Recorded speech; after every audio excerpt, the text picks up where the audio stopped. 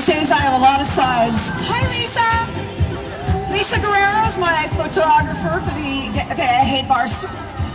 I'm short and there's no arms, and when you're drinking, when I did, you need a little bit of protection on either side. I'm so glad to be here. It's been 5 years since I've been out, and they've let out the beast. I've got stories since those days of Good Day LA, and I'm going to tell them today. So I'm going to let our interviewer, Kara, come on stage. Here she comes. All right. Hi, Jillian. Hi. The lady who's going to ask me all my secrets. This is my job. Yeah, I'm going to let them out. Are you guys having fun? I love women. All right, I love women too, and I'm excited. We're going to know so much more about Jillian in a half an hour than we ever thought we would know. I just know it. Some know too much already. That's okay. No such thing as too much. So a little background on me. I am a talk show host. I interview celebrities like Jillian on my show Really Famous. And really big celebrities, and Jillian. I interview famous people like Jillian, and I'm interested in who they really are because I also happen to be a therapist. Oh, fuck. So let's do this. I love how they didn't tell me that part.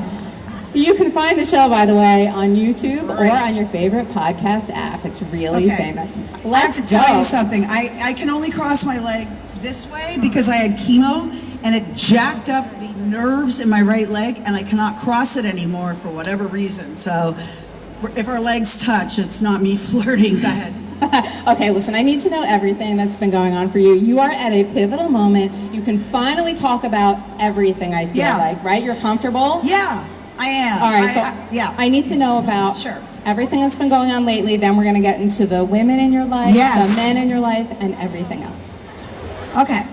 The last part, But, you know, some of you who watched Good Day LA probably thought, oh, this woman's got a very glamorous life. And I did for the good part of those 20 years. Red carpets and a lot of celebrities, and some I did date.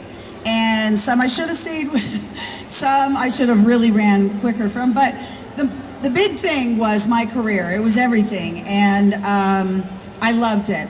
And at 47...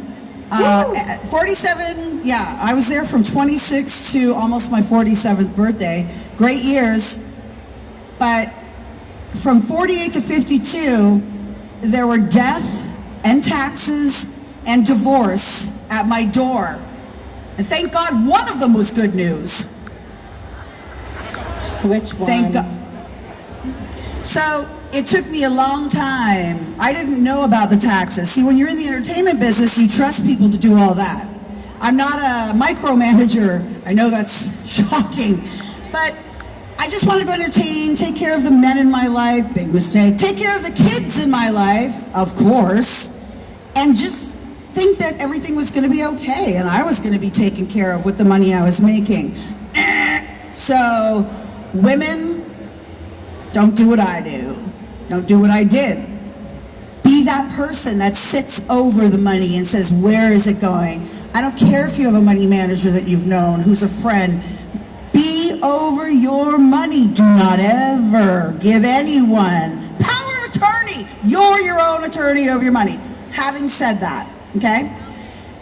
Getting all that over with, it's funny when I was younger and had possibly what some men would confine as, you know, beauty and talent and a successful career and money. Did I mention money? They were there, and then it all went away. Guess who was there? Women. The women were there for me. Let's hear it for women. Like Lisa Guerrero, the women like Heather Locklear, the women like my sister, and the women in this audience, some who are here today that I did not know, that I met on Instagram, I am not kidding, that had watched Good Day LA and said, I'm a CPA, I'm gonna sort this shit out for you. And I'm like, I trusted her. One was a therapist, said, I'm gonna get that mind of yours pulled together. I said, good luck, lady. And one was a person who got other parts of my life that were also unraveling in order. And that was financial, not the CPA. She had to unravel years of destruction. Okay, wait, we need to talk about the destruction. What happened with the money? You had somebody managing it and then it went away? So I had a guy, for 20 years, and basically I had my first chemo, and I was fat and bald, looked like Uncle Fester, and he's like, hey, come on in, I gotta talk to you about money. I went in with my friend, and he said, and I quote, yeah, we owe $750,000 to the IRS. I just had my first chemo and I was bald. I collapsed. I cried. I said, am I going to jail? I didn't know anything. I didn't understand anything. And from that moment, my world was a different color. I couldn't hear people talking to me. I ended up having a nervous breakdown, and I don't know if any of you have had one. They're not fun. All right, what was that like? I need to bring some details out. Well, the colors are different. You don't see people. They talk, but you don't hear them. People walking their dogs, you're like, your life is so normal. You get to walk your dog in the sun. I'm going to go home, and I'm going to lose my home. And guess what? I did. I lost everything. Every ounce of money I had for my future, IRA, gone. Paid the IRS $1.2 million. Why? Because they put a lot of money, penalties. I paid it. Oh, battling breast cancer, also raising 2 kids with a husband who didn't pay child support. That was fun. So at the end of the day, when my girlfriend took me to lunch and said, wow, you've been through some shit. How much did you get for child support? I said, I don't know, nothing. She goes, he's married with a kid. He moved away. And I said, you're right. So I called a lawyer, and she said, I'm going to get on that. And within 5 minutes, I got a little child support. Okay, that's good. You found an ally. Yep. And you found in a woman. In a woman. Yep. And, women like to help each other. Yeah, that's why I haven't dated in 10 years. Sense of support for each other. Single for 10 years.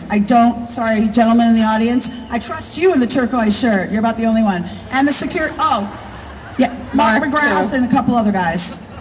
But that's it. All right, we're not going to date. I mean, come on.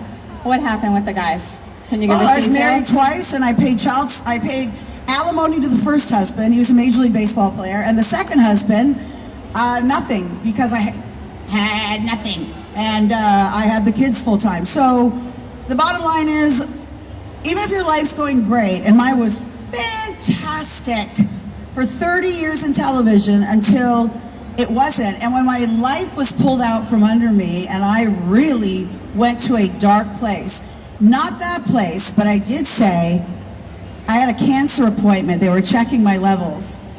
And I was driving to Beverly Hills. I was getting my blood checked, and I said, you know what? If the cancer's back, I'm cool with that. Because if I go out, at least my kids won't hate me this way. I was ready to check out because I couldn't see out of the dark tunnel until I had friends that helped me organize and get out of it. Do I live the life I used to live? No. Do I want to live that life again? Fuck no. I live in a tiny apartment. I paint, I decorate. My son has a bed in the living room. I got him a divider. I live a really nice, tiny, happy life. I sold every single bag I had, shoes, all my dresses, Dolce & Gabbana, $10. I had a garage sale. My girlfriends are like, you should call it an estate sale. I said, there's a garage behind me, and I live in a ranch house in the valley. I'm selling everything. Discount. It's a garage sale. And I did. Sorry. So your low point was really the greatest moment of your life. It turned out to be. Yeah.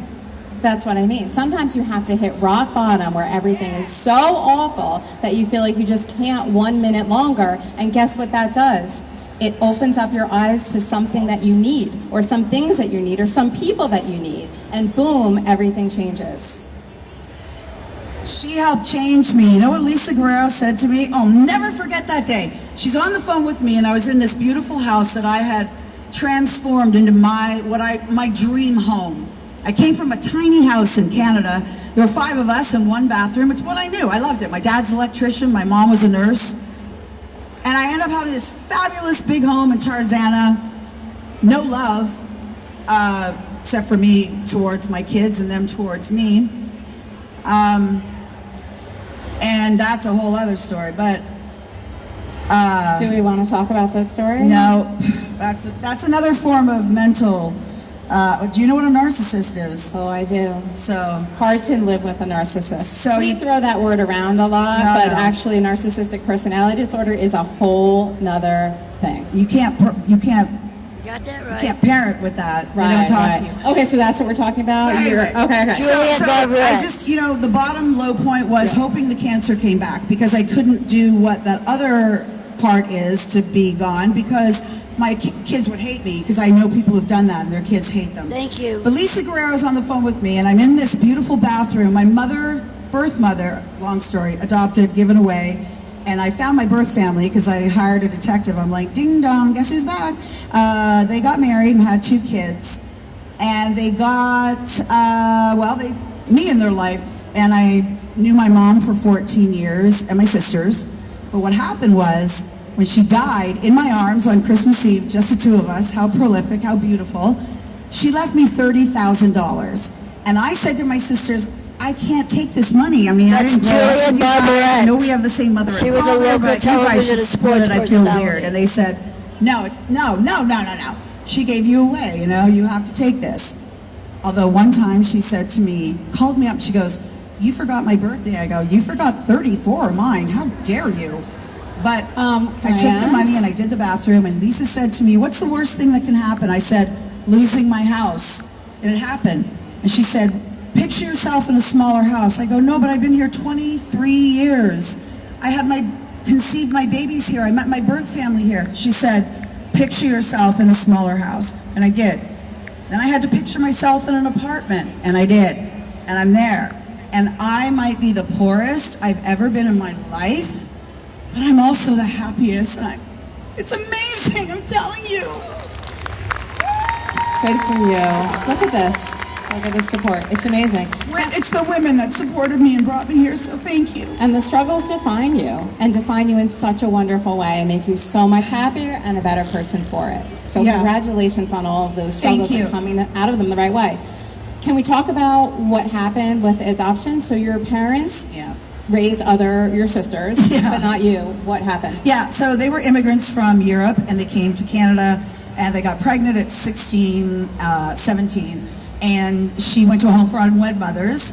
And then he's Lithuanian, she's from Ireland. Fast forward, she had me, her mother didn't know. And then she went to, then they told, the social worker said, if you marry the mom, you'll get the baby back. So they got married on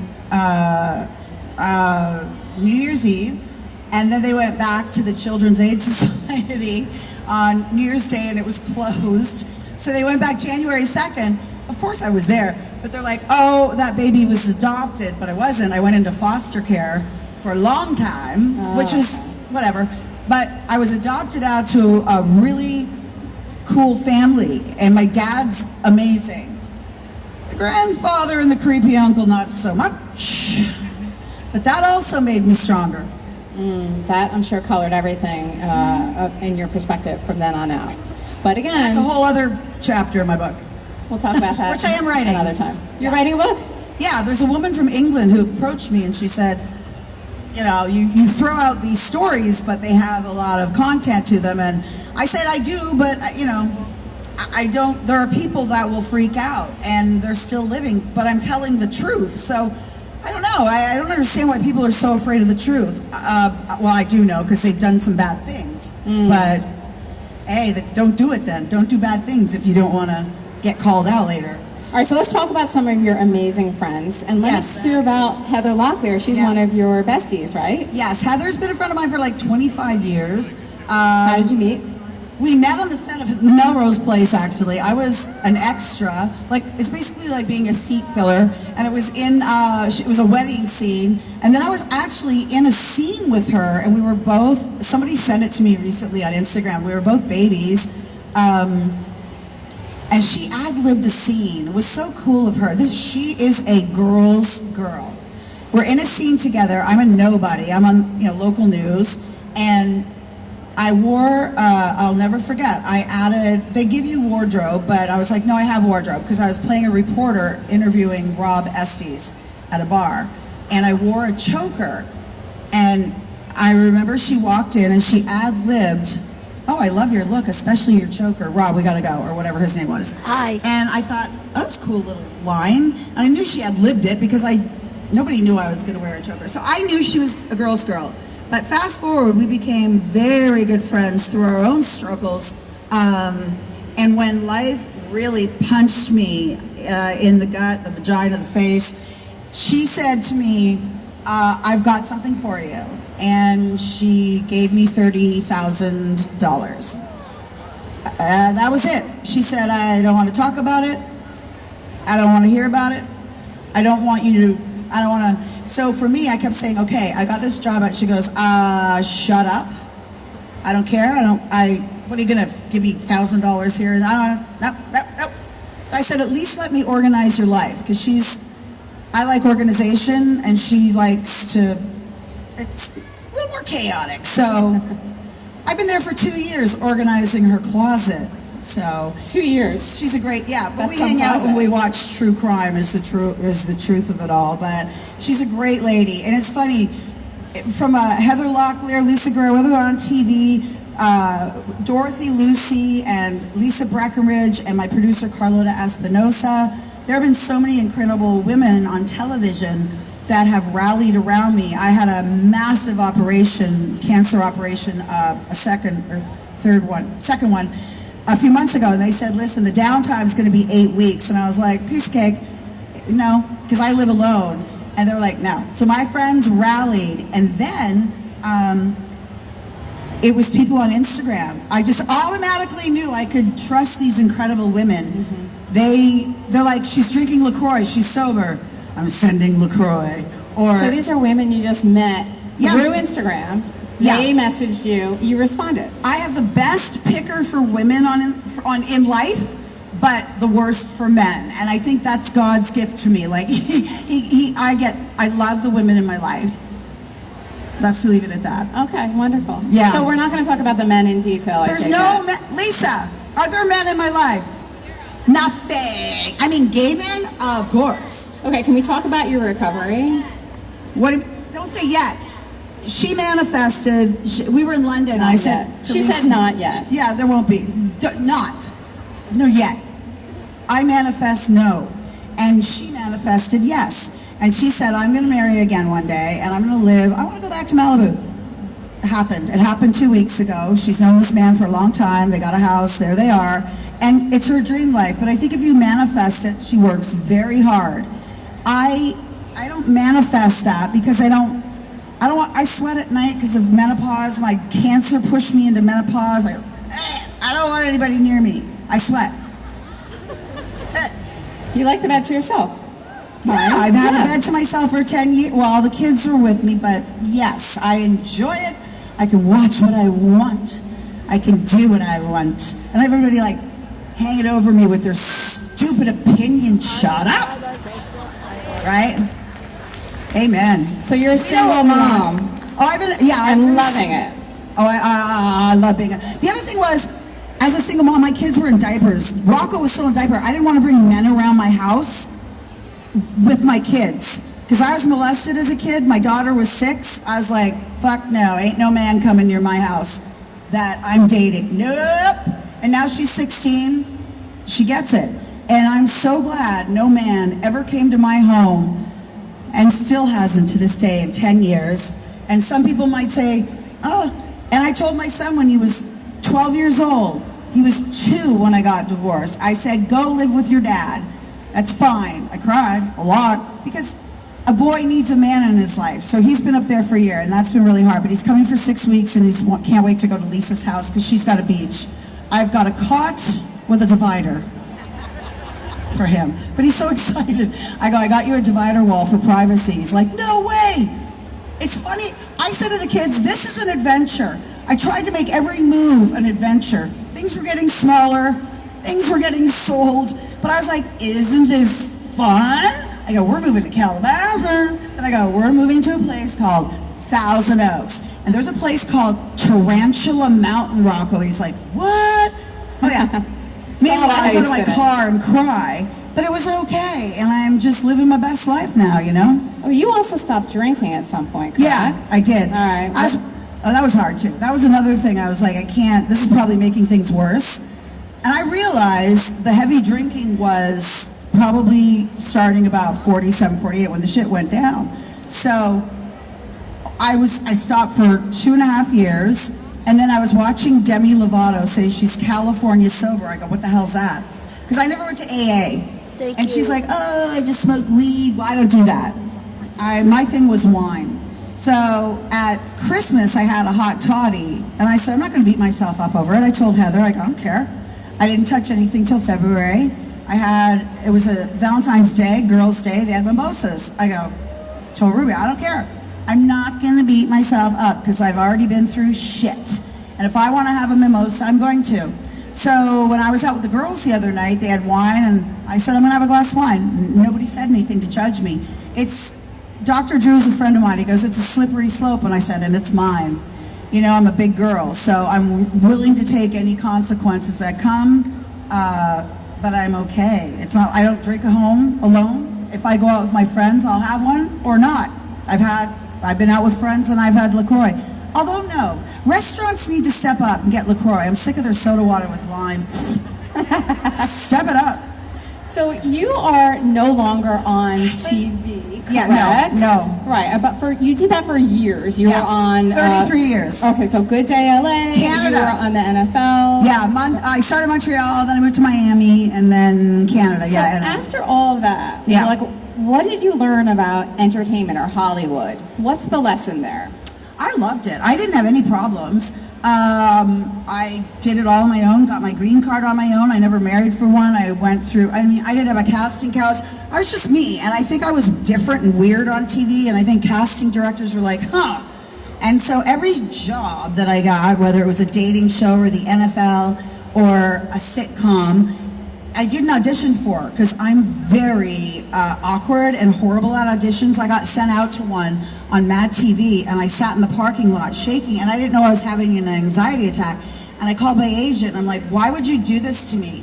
Like, I was berating him. I walked into an audition once. Cary Grant is an actor that I absolutely adore. Love Cary Grant. Oh my God. And I walk into this audition, and yes, there are a bunch of actresses you notice, but of course I noticed Cary Grant's daughter, Jennifer Grant. And I'm like, what? And I walked out.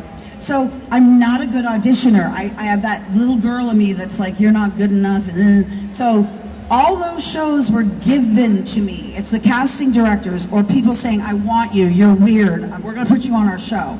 They thought outside of the box, so did Fox, till the new management came in, and then they were like, we're inside the box, and your crayons go outside, you're out of here.